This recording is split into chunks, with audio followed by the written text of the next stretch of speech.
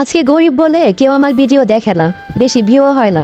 যারা বড় লোক, যাদের হাজার হাজার লাখ লাখ সাবস্ক্রাইবার আছে, হাজার হাজার লক্ষ লক্ষ ভিউ আছে, ওদের ভিডিও মানুষ দেখে। যাদের এখন লক্ষ লক্ষ কোটি কোটি ভিউ হয়, তারাও কিন্তু একটা সময় আমাদের মতো নতুন ছিল, আমাদের মতো এরকম 100-200 ভিউ হইতো।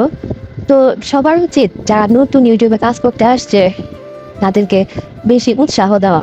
আমি এখন আমার মনে হয় যে ভিউ হয় না, এত কষ্ট করে ভিডিও বানায়, কেউ দেখে না, তাই না? আমার এই কষ্টের সার্থকতা কি আছে? মনে হয় যে আর ভিডিও আপলোড দিবই না, আর কাজই করবো না, এরকম মনে হয়। আর আমার মতো যারা নতুন ব্লগিং শুরু করছেন, সেই আপুদেরকেও বলতেছি, আপু বা ভাইয়া যারা আমার ভিডিওটা দেখতেছেন, আপনারা প্লিজ আমার আমার এই ছোট্ট চ্যানেলটার পাশে থেকে যায়েন। আসলে আপনাদের সাহায্য নিয়ে এত দূর আসছি, আরও অনেক দূর যাইতে চাই। তো প্লিজ আমার এই চ্যানেলটার সাথে থাকবেন। আজকে বাসায় আসলে তেমন কোনো বাজার ঘাটও ছিল না, আমার হাজব্যান্ডও বাসায় নাই, তাই ভাবলাম যে ডিম আছে, ডিমই রান্না করি। আর আমার কাছে ডিমের তরকারি খাইতে কিন্তু ভালোই লাগে, খুব একটা খারাপ লাগে না।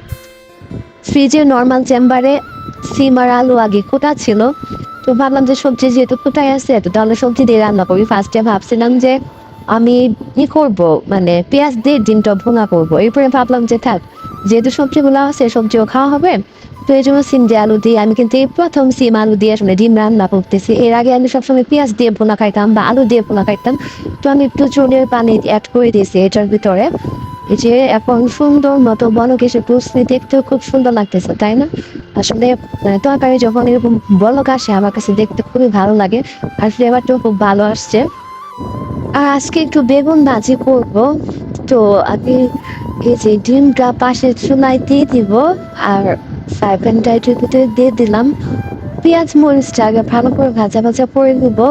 আসলে বেগুনগুলা অনেকদিন ধরে ফ্রিজে নর্মাল আমি কুটে রাখছিলাম। আমি সব সবজি সময় পাইলে একটু কুটে রাখি, কারণ রান্না করার সময় সময়টা কম লাগে। তো এই যে লবণ দিয়ে দিলাম, এখন একটু হলুদের গুঁড়াটা মিক্স করে দিলাম। তারপর দিয়ে দিব হচ্ছে কুটে রাখা বেগুনটা। এই যে দেখেন, লাল চুড়ির ভিতরে পানি ঝরাই নিয়েছি সুন্দর করে। এখন এটা একটু নাড়াচাড়া করে দিব। বেগুন ভাজি এরকম করে আমি সবসময় খাইতে খুব বেশি পছন্দ করি। শুধু বেগুন ভাজি আপনারা কে কে এরকম করে খান, আমাদের কমেন্ট করে জানাবেন।